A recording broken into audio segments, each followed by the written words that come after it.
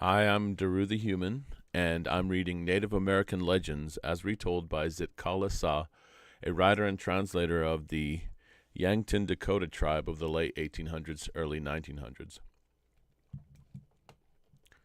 IKTOMI is a spider fairy. He wears brown deerskin leggings with long, soft fringes on either side, and tiny beaded moccasins on his feet. His long black hair is parted in the middle and wrapped with red bands. Each round braid hangs over a small brown ear and falls forward over his shoulders. He even paints his funny face with red and yellow and draws big black rings around his eyes. He wears a deerskin jacket with bright-colored beads sewed tightly on it. IKTOMI dresses like a real Dakota brave. In truth, his paint and deerskins are the best part of him, if ever dress is part of man or fairy. IKTOMI is a wily fellow. His hands are always kept in mischief. He prefers to spread a snare rather than to earn the smallest thing with honest hunting. Why, he laughs outright with wide-open mouth when some simple folk are caught in a trap sure and fast. He never dreams another lives so bright as he. Often his own conceit leads him hard against the common sense of simpler people. Poor IKTOMI cannot help being a little imp, and so long as he is a naughty fairy he cannot find a single friend. No one helps him when he is in trouble. No one really loves him. Those who come to admire his handsome beaded jacket and long fringed leggings soon go away sick and tired of his vain words and heartless laughter. IKTOMI and the Turtle. The huntsman Patkasa turtle stood bent over a newly slain deer.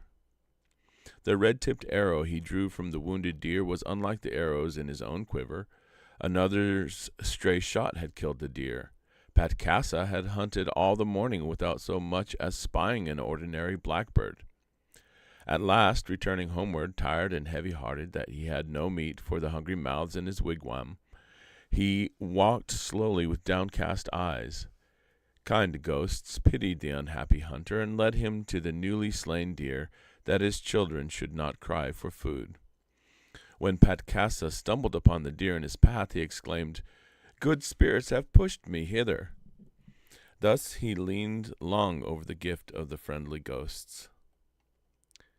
"How, my friend?" said a voice behind his ear, and a hand fell on his shoulder.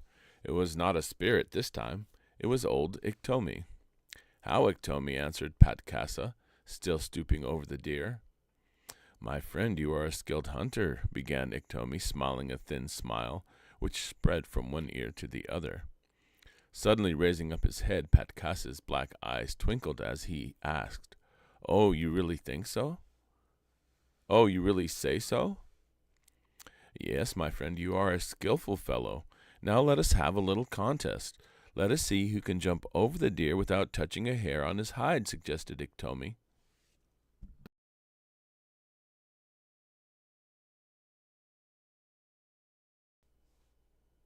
"Oh, I fear I cannot do it," cried Patkasa, rubbing his funny, thick palms together.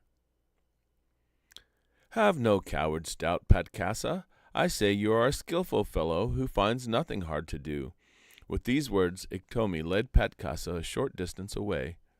In little puffs, Patkasa laughed uneasily. "Now, you may jump first," said IKTOMI.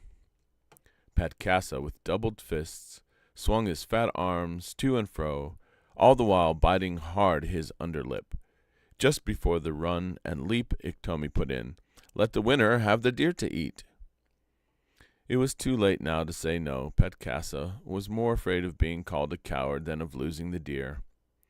"Ho, whoa," he replied, still working his short arms. At length he started off on the run. So quick and small were his steps that he seemed to be kicking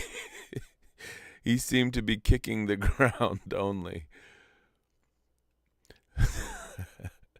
So quick and small were his steps that he seemed to be kicking the ground only. Then the leap! But Patkasa tripped upon a stick and fell hard against the side of the deer.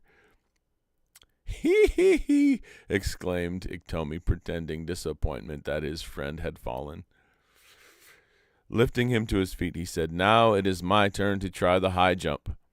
Hardly was the last word spoken than IKTOMI gave a leap high above the deer.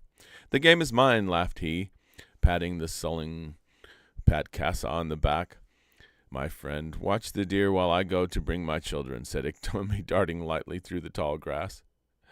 Zitkala Sa was always ready to believe the words of scheming people and to do the little favors anyone asked of him.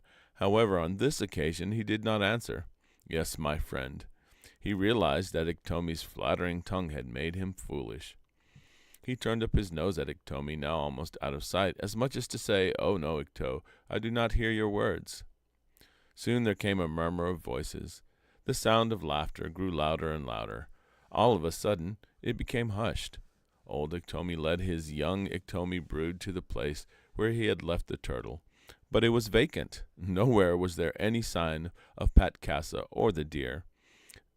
Then the babes did howl. "Be still," said Father IKTOMI to his children. "I know where Zitkala Sa lives. Follow me. I will take you to the turtle's dwelling." He ran along a narrow footpath toward the creek nearby. Close upon his heels came his children with tear-streaked faces. "There," said IKTOMI in a loud whisper as he gathered his little ones on the bank.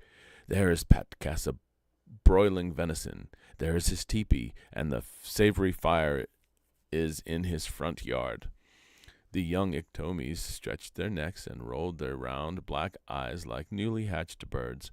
They peered into the water. "Now I will cool Zitkala Sa's fire.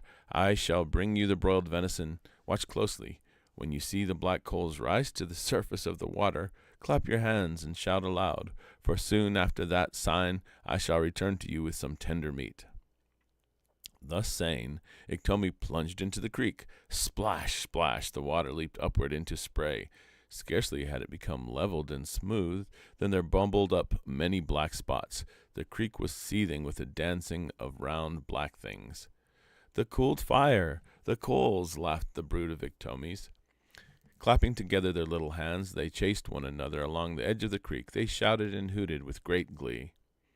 "Ahas!" said a gruff voice across the water. It was Zitkala Sa. In a large willow tree leaning far over the water, he sat upon a large limb. On the very same branch was a bright burning fire over which Zitkala Sa broiled the venison. By this time the water was calm again. No more danced those black spots on its surface, for they were the toes of old IKTOMI. He was drowned. The IKTOMI children hurried away from the creek, crying and calling for their water-dead father.